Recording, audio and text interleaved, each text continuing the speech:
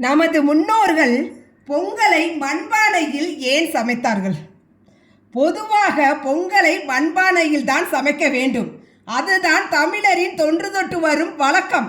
ஆனால் இன்று நகரத்தில் பொங்கல் தினத்தன்று குக்கரில் சமைத்து கொண்டாடி வருகிறோம். இது வருங்கால தலைமுறையினருக்கு மண்பானையில் ஏன் பொங்கலை சமைக்க வேண்டும் என்று கற்றுத்தர வேண்டிய நேரம் இது. ஆம், மண்பானையில் தான் பொங்கலை சமைக்க வேண்டும். அவ்வாறு செய்வதால் மண்பானையின் நுண்துளைகளின் வழியாக நீராவியும் காற்றும் உணவின் மீது சீராகவும் மெதுவாக பரவும். இதனால் என்ன பயன் கிடைக்கும் என்றால், சுத்தம் செய்யப்படாத அரிசி காய்கறிகளாக இருந்தாலும் மண்பானையில் சமைக்கும் போது கிருமிகள் அழிந்துவிடும். அடுப்பை விட்டு இறக்கினாலும் சூடு ஆறாமல் அதன் தன்மை கெடாமல் பாதுகாக்கும்.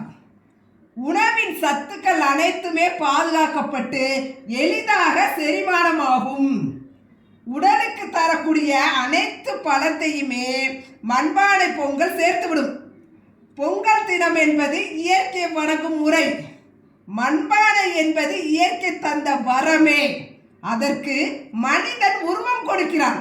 ஆகையால் மண்பானையில் பொங்கல் வைத்து இயற்கையை வழிபடுவோம்.